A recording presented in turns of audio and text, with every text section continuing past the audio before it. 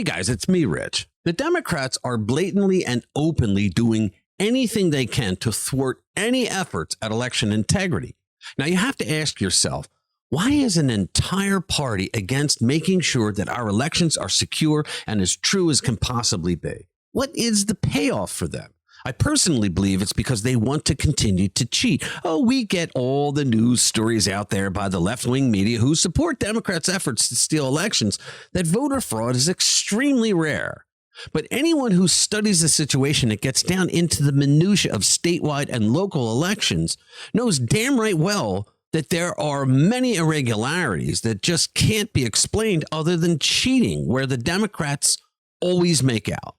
It never goes the other way. You ever notice that a Republican never wins a big seat because of some quirky irregularity that happened during an election? It always comes out to favor Democrats to win. Now, I want to read a story today that points out yet another effort by Democrats to stop Trump from something that he wants to do that will bring election integrity to our elections. And there is a huge hypocrisy on the side of the Democrats that we will get into. Let's get into it.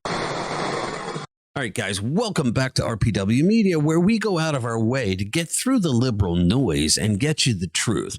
And look, if you like our videos already and you haven't done so, you should become a subscriber to the channel. You can hit that notification bell and smack the like button because it helps us get our message out to a lot more people. Also, you'll be notified every time we put out a new video. Okay, so this is by Dave Mason of the Daily Signal. I think it's a pretty good article, and I just want to read it to show pure hypocrisy. Democrats sue to stop Trump's latest election integrity effort. Okay, so the Center Square. Democrat officials from 23 states and the District of Columbia announced Friday they're suing to block President Donald Trump's recent executive order regulating mail-in and absentee ballots. The suit was slated to be filed in the U.S. District Court for the District of Massachusetts. A copy of the lawsuit wasn't available as of press time. Trump doesn't have the constitutional authority to control elections, California Attorney General Rob Bonta told reporters during a news conference Friday morning. Bonta, a Democrat who's co-leading the coalition of plaintiffs, noted the authority rests with states and Congress, not the federal executive branch. Well, then how come you guys at the federal level refuse to pass the SAVE Act? It's no different from this. Quote, the framers of our Constitution made sure how we choose our leaders is not put in the hands of a single leader such as Trump, Bonta said. Does that mean that the Democrats would like to take away the Voting Rights Act? Because the executive branch is the branch of government that enforces the Voting Rights Act in the federal elections. Do the Democrats want to remove the National Voter Registration Act of 1993? Because, again, in federal elections, the executive branch would enforce the NVRA. State actors have no authority in federal elections. Sorry, they don't. States cannot get into the federal system. When you are voting for President of the United States or a member of Congress, the federal government has a say in how election integrity is to be ensured. Just as Democrats claim the Constitution guarantees a Republican form of government, how are you supposed to have a Republican form of government if you can't trust an election process where the people have the basic fundamental right to vote for who they want to represent them without their vote being dismissed by cheating? Others co-leading the coalition of plaintiffs are Attorneys General Andrea Joy Campbell of Massachusetts, Aaron Ford of Nevada, and Nick Brown of Washington State. The Center Square reached out Friday morning to the White House, which noted the Republican president's order was designed to secure elections. Quote, only Democrat politicians and operatives would be upset about lawful efforts to secure American elections and ensure only eligible Americans, citizens, are casting ballots, White House spokesperson Abigail Jackson said, answering the Center Square's questions by email. Quote, President Trump campaigned on securing our elections, and the American people sent him back to the White House to get the job done. Trump's executive order, which was issued on March 31st, is titled Ensuring Citizenship Verification and Integrity in Federal Elections. It cites the Help America Vote Act of 2002, the National Voter Registration Act of 1993, and the federal government's obligation to ensure a Republican form of government in every state under Article 4, Section 4 of the U.S. Constitution. The order also refers to federal laws prohibiting non-citizens from registering to vote or voting in federal elections, and the executive branch's duty to enforce federal laws under Article 2 of the Constitution. The executive order directs the Secretary of Homeland Security to compile lists of U.S. citizens who are 18 or older and send them to the chief election official of each state. See, he's doing it within the states. The order says the list would be based on federal citizenship and naturalization records, so security records, save data used to verify citizenship, and other federal databases. The order says states must notify the U.S. Postal Service no fewer than 90 days before a federal, not a state, a federal election if they're using the Postal Service to deliver mail-in or absentee ballots. The order also says states must send a list of eligible voters to the Postal Service no fewer than 60 days before a federal election. Now, Bonta noted the order threatens states with loss of federal funding for failure to comply. And he contended Trump's executive order would disrupt the process in which every registered voter in California automatically gets a ballot in the mail. Now, that's a red flag right there.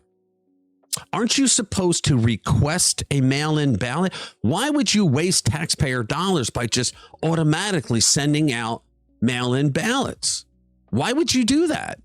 You're wasting money. Why? Because of the millions of ballots that people will not use, but Democrat operatives will. They will cast votes on those ballots. It says protecting elections is not partisan. Every eligible voter should be able to vote. We believe that too. There's no question there.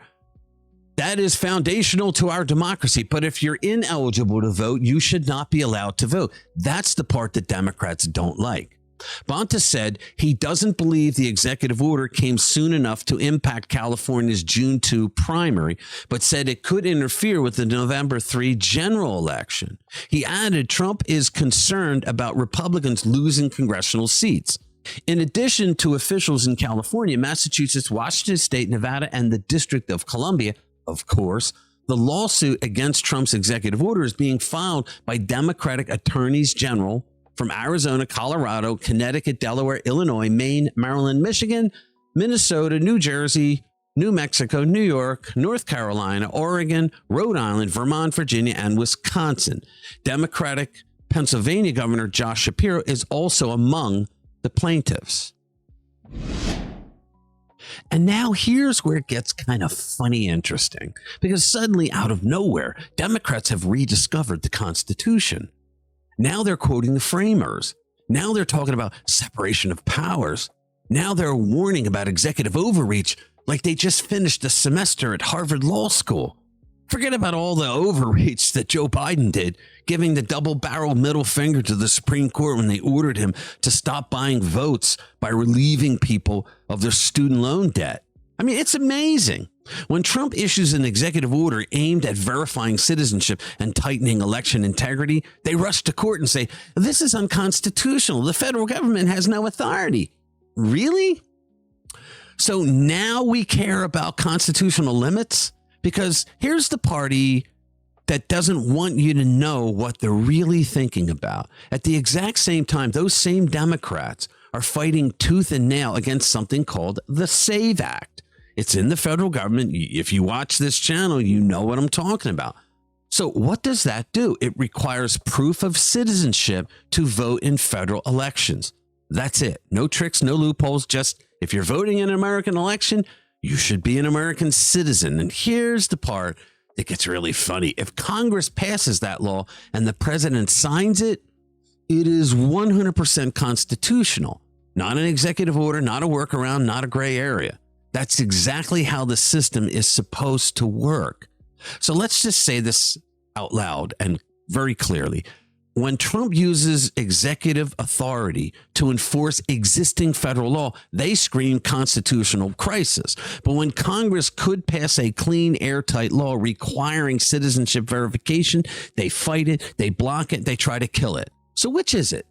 Do they want constitutional process or not? Because you don't get to hide behind the Constitution in one breath and then oppose a perfectly constitutional rule in the next.